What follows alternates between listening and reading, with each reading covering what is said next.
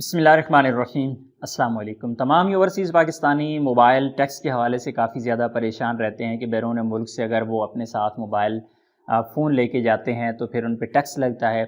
अपना ज़ाती इस्तेमाल का जो एक सेट है वो भी हमें टैक्स पे करना पड़ता है। टैक्स पे ना करें तो वो 2 महीने या कुछ अरसे बाद जाके ब्लॉक हो जाता है। ये पिछली साबका हुकूमत जो है उनकी मेहरबानी थी जिन्होंने ये टैक्स लगाया था, लेकिन मौजूदा हुकूमत ने इससे भी बढ़ के कुछ कर लिया है। तो वो भी मैं आपको डिटेल समझाता हूँ कि अभी पाकिस्तान में इस वक्त क्या सूरत हाल चल रही है, क्योंकि 4 जो कंपनीज़ हैं पाकिस्तान में जो मोबाइल बना रही हैं वो तकरीबन बंद हो चुकी हैं। मोबाइल बनाती तो नहीं है, खैर बैरून मुल्क से जो पार्ट्स ख़रीद के वो असेंबलिंग करते हैं और पाकिस्तान के लोकल ब्रांड है तो वो भी बंद हो चुकी हैं। और वो भी जो है गवर्नमेंट की वजह से, हुकूमत पाकिस्तान की वजह से, इनकी पॉलिसियों की वजह से इस वक्त तकरीबन उनका काम ठप हो चुका है। कई ज़्यादा इस तरह उस जो न्यूज़ है उसका लिंक मैं आपको डिस्क्रिप्शन में दे दूंगा, वहाँ पे डिटेल से आप मज़ीद पढ़ लीजिएगा। तो पाकिस्तान के अंदर 4 जो कंपनीज़ हैं, इन्फिनिक्स, आईटेल, टेक्नो और एक और है, उसका नाम ज़हन में नहीं आ रहा।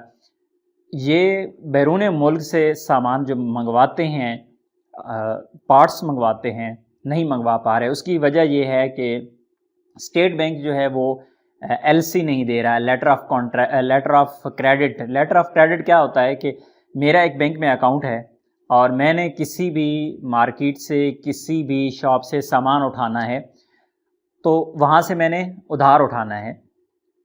बैंक से मैं एक लेटर लेता हूँ, बैंक मुझे लेटर देता है, ये लेटर जाके मैं उनको देता हूँ और वहाँ से सामान उठा लेता हूँ। यानी वो एक गारंटी लेटर होता है उस शॉप, उस मार्केट और मेरे दरमियान। बैंक गारंटी देता है कि अगर ये बंदा पे नहीं करेगा तो हम पे करेंगे।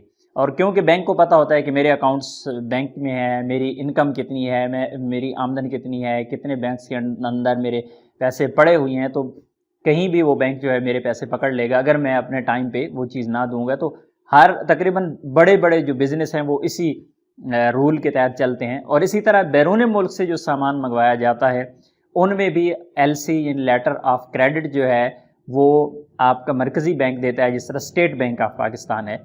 तो अब ये कंपनीज़ जो हैं ये तो पे कर चुकी हैं अपने बैंकों को, उनके पास पेमेंट्स मौजूद हैं, लेकिन स्टेट बैंक जो है वो आगे पे नहीं कर पा रहा। या पॉलिसी क्या है गवर्नमेंट की या स्टेट बैंक की क्या पॉलिसी है, उस वजह से उनका सामान ना पहुंचने की वजह से, लेटर ऑफ जो क्रेडिट है वो ना मिलने की वजह से अगली कंपनीज जो है वो सामान नहीं दे रहा है। भाई आप सामान लेके कहीं भाग ना जाएं क्योंकि आपकी तो गारंटी ही नहीं है।